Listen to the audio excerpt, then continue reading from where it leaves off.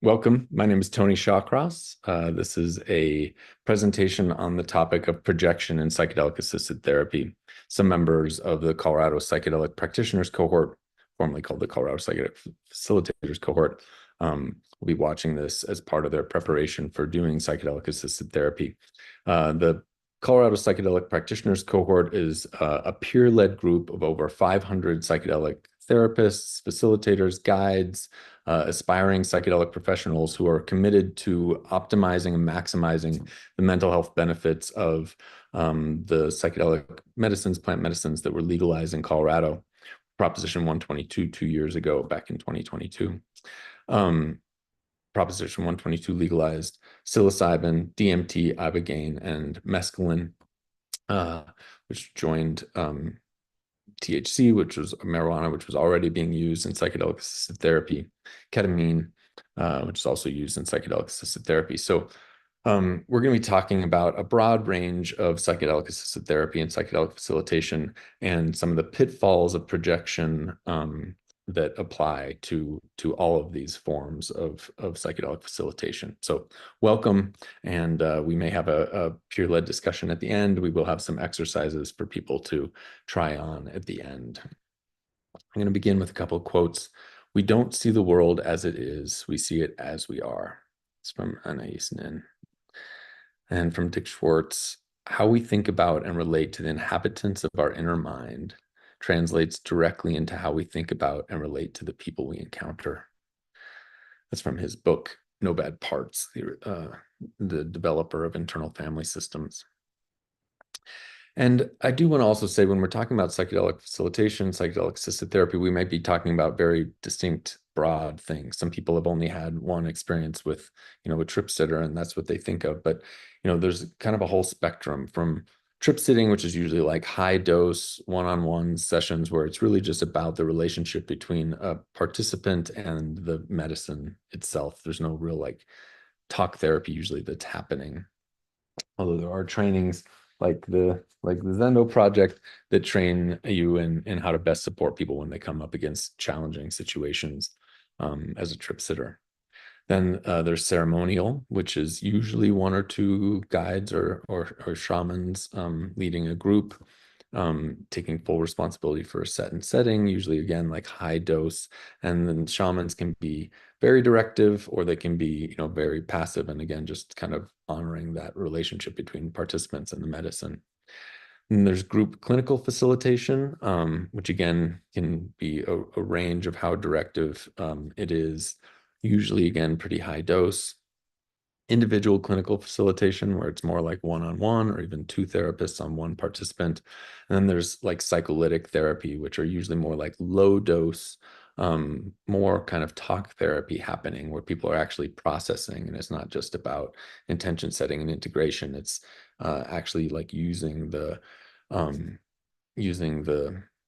effects of the psychedelics to kind of mute the default mode network, kind of lower some of the defenses to have like effective psychotherapy sessions, usually using modalities that work really well with psychedelics, like internal family systems, somatic experiencing, Gestalt, EMDR. So before we get into this, I want to make sure that we have kind of a definition of these words that we're using. So there's a lot of definitions of the word projection or transference in therapy. But the primary distinction between projection, transference, and therapy is that projection is when either a client or a therapist just mistakes their own thought, a perspective, a feeling, a motivation, an emotion as coming from the other. It happens all the time. We all the time have thoughts or perspectives or motivations that we attribute to someone else, thinking that their brain works the way our brains do. I think I'm a little bit on the neurodivergent spectrum. I think the more neurodivergent you are, probably the more likely you are to mistake your own thoughts and motivations and perspectives for others. Not understand that other people's minds often work very different from our own. Transference, unlike projection, is specifically when a client relates to a therapist as a person from their past and places the therapist into a role of a past relationship or a past encounter.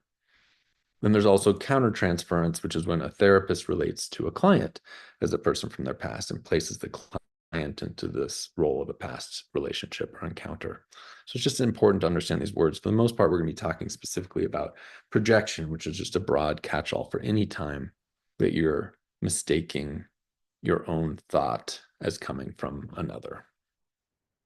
And some people, like some of those quotes we had before, suggest that we're always projecting, that that's like the human condition, that there's no way out of it. And that's part of what I'm going to be talking about today. So consider for a minute that there are no windows from the outside world into your mind. Everything that we see and hear is translated from sensory stimuli into electrical impulses that are entirely distinct from the stimuli that they come from. So you're looking at me in the screen, you're hearing me talk. Your eyes, your optic nerve is translating what you're seeing into these electrical impulses. Your ears are translating that auditory signals into electrical impulses, going into your brain and completely recreating these images from scratch. No windows into your mind. And they're recompiled in our minds into pictures or messages and ideas that we think accurately represent the world outside, but they're invented by our minds. They're invented as approximations. And in some ways, our mind isn't even designed to approximate things accurately. The design of the mind is really to expedite cognition, to filter out what is important and not important, rely on memories sparked by present experience rather than just everything that's coming from your present experience.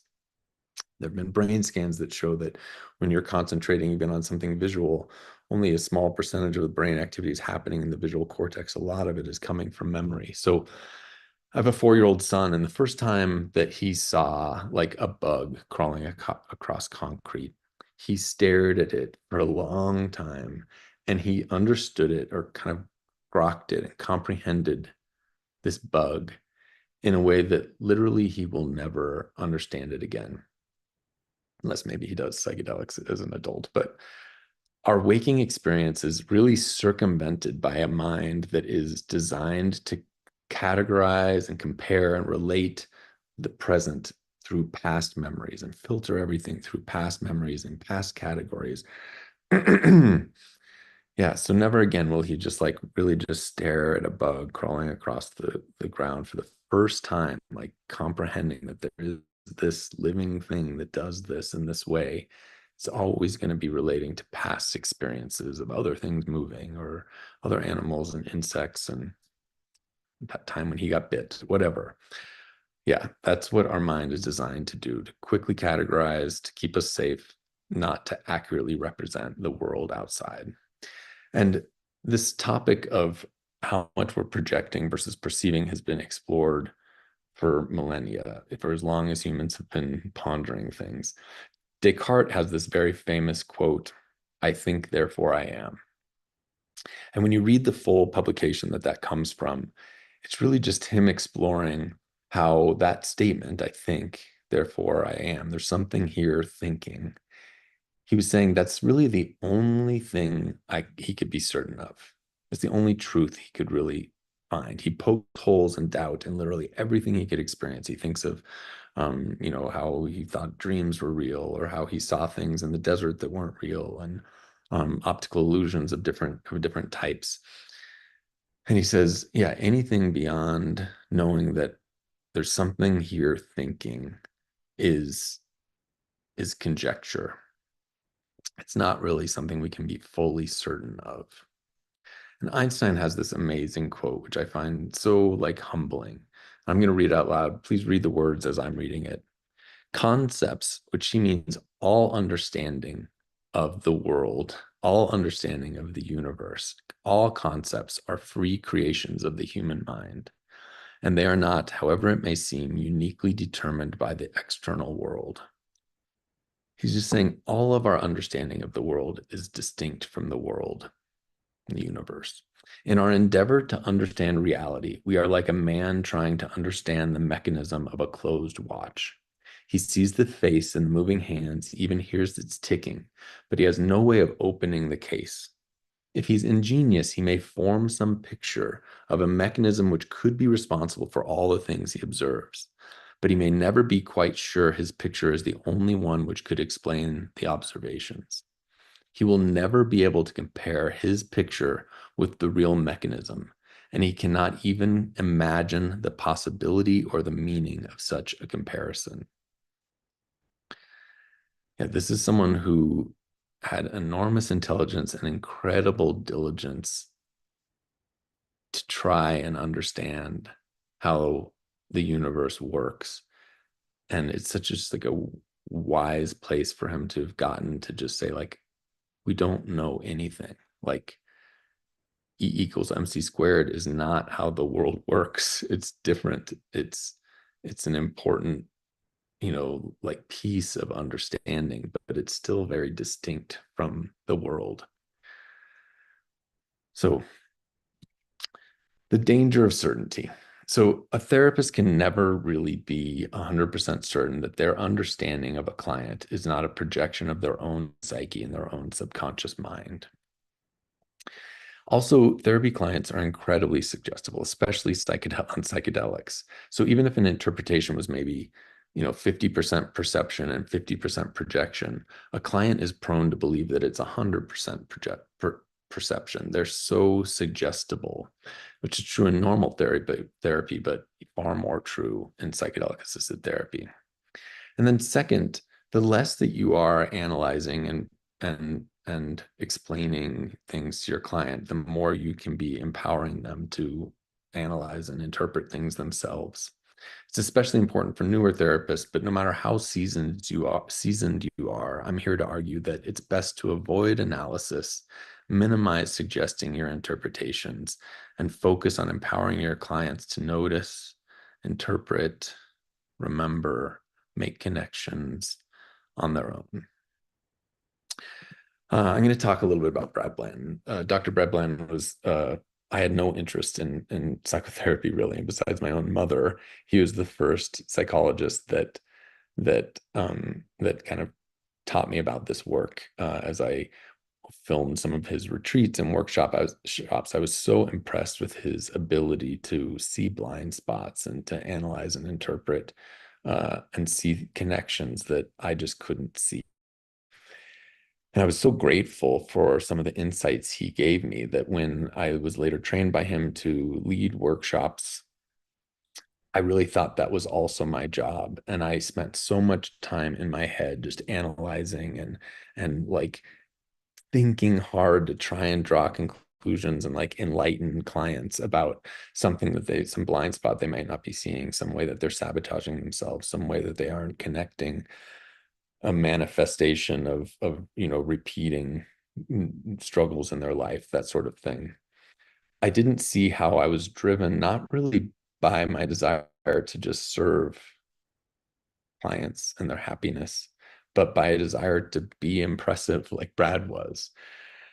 And my admiration for him, I later learned, didn't really serve me well in me learning to accurately self-reflect. And yeah, so I've been continuing with that training and also the other programs that I've worked through. I really am drawn towards programs that are focused not on not setting up any kind of dependence between a therapist and a client, but on just like continuing empowering clients to do this work themselves and get to a place where they, don't necessarily even need ongoing therapy. So minimizing projection in psychedelic assisted therapy, I want to just posit that there is potential danger and harm in assuming that something you are really projecting is a perception and mistaking a projection for a perception. There's never any harm in the other direction, assuming or owning that your perception may be just a projection. Really, there's no downside. Even if you're spot on 100% accurate, you just say like, I can't be sure I'm not just projecting this because it's true of me, or maybe true of me, but I'm, perceiving this. There's really no downside to presenting your interpretations as a projection besides potentially to your ego. So In my training, both with Gestalt and somatic experiencing, I've learned that one of the best ways to minimize this risk of projection is that your first job is just noticing your own body, not being in your head, not analyzing, just noticing your own body. When you have a reaction to something you're experiencing with a client and you feel it in your body, it's the best clue that it is stirring up something in your past, in your subconscious, in your psyche. It's one of the most common dissociative behaviors for people to attribute their own sensations to others. You feel something in your body that you don't want to feel, you don't want to own, and you, yeah, project it onto others, or think you're psychic, or think you're overly empathic. Some psychics and empaths are some of the least self-aware people that I know, because they're in this practice of assuming that something that is created in them is coming from someone else. So your first job is noticing your own body. And then your second job is to open your eyes and your ears and to just observe your client, grounded in your senses, your eyes and your ears. The more I practice this, the more I recognize that when I'm in my head, when I'm thinking and analyzing and drawing connections, and I'm usually feel more disconnected from the client. Whereas when I ground myself in my body and then just watching and listening to my client, I feel way more attuned to the client. And then your third job is just supporting your client and noticing the first two. When observing a client, you want to call to their attention their own body sensations, which they may be dissociating from, their own nonverbal communication, which they may not even be aware of. It empowers them to notice and assess, whereas your analysis or your insight as a therapist just reinforces a power dynamic and introduces dependence. Gestalt somatic experiencing emphasize this framework and discourage overly analytical or interpretive and directive therapy. And remember that from a neurolinguistics programming perspective, questions are suggestions. If you say, "Are you feeling cold?" there is an implicit suggestion that they might be cold. And suggestions like, "Do you want to switch off of your your SSRI onto microdosing ketamine or something?" Suggestions are often commands. I think it would be a good idea to do this, or maybe it'd be a good idea to do this. These from an NLP perspective are commands, especially in a situation where you have a power dynamic like this. So one way to minimize that is when you're asking a question or making a suggestion, to offer up the opposite as well. So are you cold or do you feel comfortable? Do you want a blanket, or are you plenty warm? Offering both of those things so that both of the suggestions are implied. And same thing when you're making a suggestion, like trying to offer up both things. It's a good little tactic to use to minimize your directiveness with a client and empower them to make their own decisions, honoring the free will of your client. So there's a little group exercise we're going to close with. It's called "I'm Feeling, I'm Seeing." So it's just a practice. We do it in radical honesty and Gestalt sometimes as a paired meditation, where two people sit across from each other, look at each other, and just share these two things back and forth. So I'm going to do it as I sit here, and I encourage you to do it with me too. I'm feeling, and you don't want to do an analysis of a feeling. You want to do an actual sensation. So instead of like, "I'm feeling tired," you'd say like, "I'm feeling some pressure and droopiness behind my eyes," or "I'm feeling a yawn." Um, so I feel dry mouth, and I'm seeing a small image of my face on the screen. I feel an itch on my ear, and I'm seeing the word "exercise" on the screen. I feel myself breathe through my nose, and my voice and breath come out my mouth, and I'm seeing the word "exercise" on the screen. I feel myself kind of rocking back and forth, and I'm seeing my face.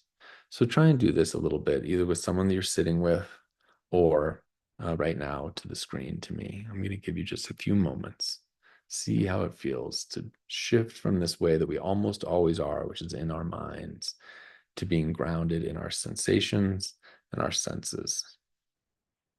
Take a moment. I'm feeling, I'm seeing.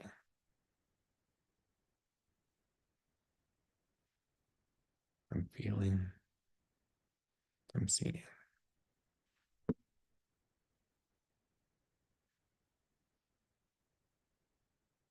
I'm feeling, I'm seeing.